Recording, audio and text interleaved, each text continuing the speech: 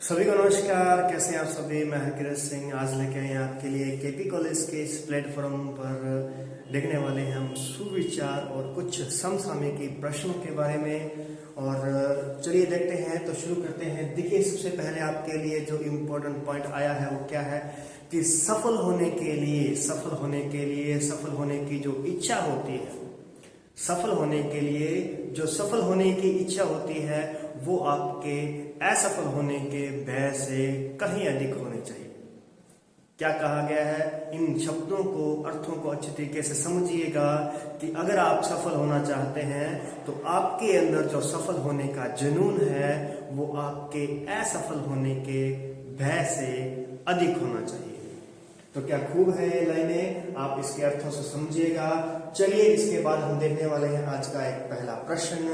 5 फरवरी 2022 को प्रधानमंत्री नरेंद्र मोदी कहां पर स्टैच्यू ऑफ इक्वालिटी का अनावरण करेंगे? क्या बात कही यहाँ पे कि स्टैच्यू ऑफ इक्वालिटी की बात हो रही है। यहाँ पे ध्यान रखिएगा भी, स्टैच्यू ऑफ इक्वालिटी का अनावरण कहाँ करेंगे? जल्दी से बताइएगा कमेंट करके कि कहां पर स्टैच्यू ऑफ इक्वालिटी जो है उसका अनावरण किया जा रहा है।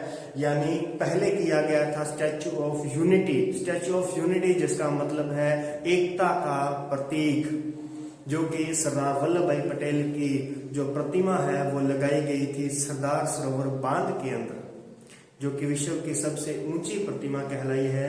तो उसी प्रकार से ये स्टैच्यू ऑफ इक्वालिटी, समानता का प्रतीक जो है, ये कहां पर किया जाने वाला है? ये लगाया गया है हैदराबाद के अंदर। इसका अनावरण किया जाएगा 5 फरवरी 2022 को।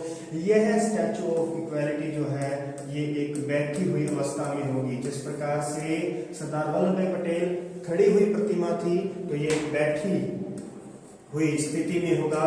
बैठी हुई स्थिति में ये प्रतिमा लगाई जाएगी। और ये प्रतिमा किसकी लगाई जाएगी, ये प्रश्न आप पर छोड़ा जाता है कि ये किसकी प्रतिमा है, ये आप बताएंगे, कमेंट करके जरूर बताइएगा भी। और मैं इसके बारे में एक और तथ्य बता दूं कि ये जो बनाई जा रही है स्टैच्यू ऑफ इक्वालिटी, ये दूसरी सबसे ऊंची प्रतिमा होगी। दूसरी सबसे ऊंची प्रतिमा होगी। किसकी दृष्टि से?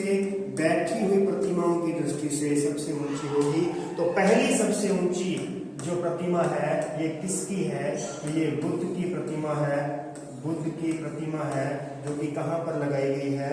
ये थाईलैंड के अंदर है। कहां पर है? थाईलैंड में है, जो कि बैठी हुई स्थिति में है। और ये विश्व की सबसे ऊंची प्रतिमा कहलाती है। ओके, तो ये बात रही। जो रह गया इसके अंदर क्या रह गया कि ये प्रतिमा किसकी लगाई जा रही है यहाँ पे, तो ये आप कमेंट करके बताएंगे। नेक्स्ट चलते हैं, आगे देखते हैं। कॉकबोरोक दिवस मनाया जाता है। कॉकबोरोक दिवस मनाया जाता है 19 जनवरी को मनाया जाता है। जी हाँ, 19 जनवरी को मनाया जाता है। लेकिन ये कॉकबोरोक है क्या? ये कॉकबोरोक है क्या? तो समझिएगा कि ये त्रिपुरा की मूल भाषा है। क्या है ये? त्रिपुरा की मूल भाषा है। तो त्रिपुरा की मूल भाषा है। तो इसका, जैसे अपन राजस्थान में राजस्थानी दिवस की बात करते हैं, हिंदी दिवस की बात करते हैं भारत के अंदर, इसी प्रकार से कॉकबोरोक जो है ये त्रिपुरा की भाषा है। तो ये मनाई जाती है 19 जनवरी को। इसके बाद में देखिएगा, पराक्रम दिवस जो है ये कब मनाया जाता है? तो पराक्रम दिवस मनाया जाता है 23 जनवरी को। जी हाँ, कब मनाया जाता है? 23 जनवरी को मनाया जाता है। लेकिन किसके उपलक्ष्य में मनाया जाता है? तो ये सुभाष चंद्र बोस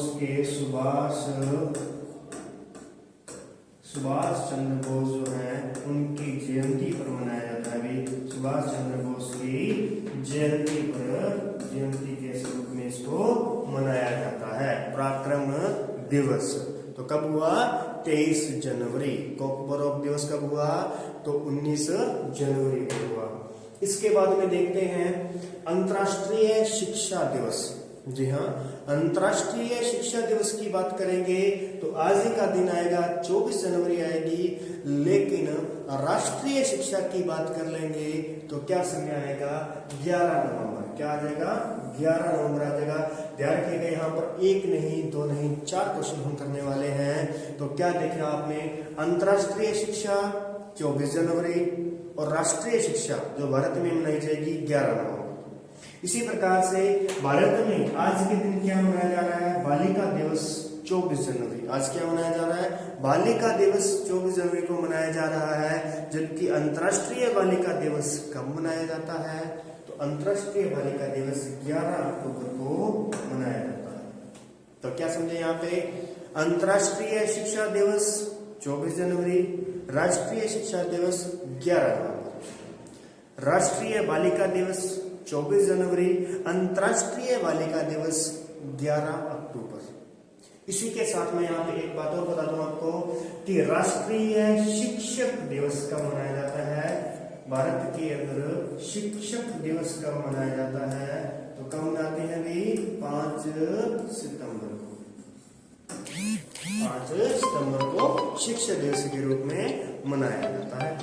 इसके बाद में नेक्स्ट देखिएगा, नेक्स्ट आगे चलते हैं तो लास्ट हमारे पास में एक प्रश्न और आता है कि हाल ही में व्यक्तिगत श्रेणी में सुभाष चंद्र बोस आपदा प्रबंधन का जो पुरस्कार है 2022 किसे दिया गया।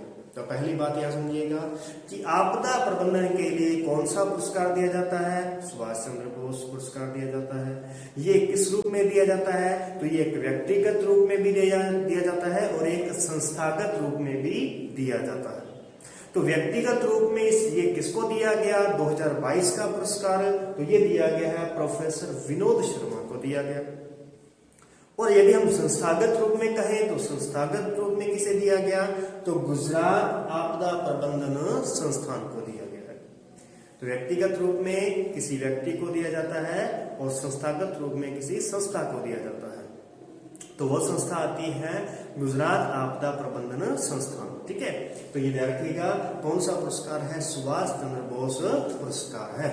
चलिए आगे बढ़ते हैं। इसके बाद आप देखेंगे, चलिए लास्ट में हमारे पास में फिर से एक विचार को लेकर के आपने जाना है कि तुम पानी की तरह बनो जो अपना रास्ता खुद बनाता है। तुम पानी की तरह बनो जो अपना रास्ता खुद बनाता है, ना कि पत्थर की तरह, क्योंकि पत्थर दूसरों के रास्ते में भी अड़चन लाता है। तो ठीक है दोस्तों, आज के लिए इतना ही। मिलते हैं नेक्स्ट वीडियो के अंदर, तब तक के लिए नमस्कार।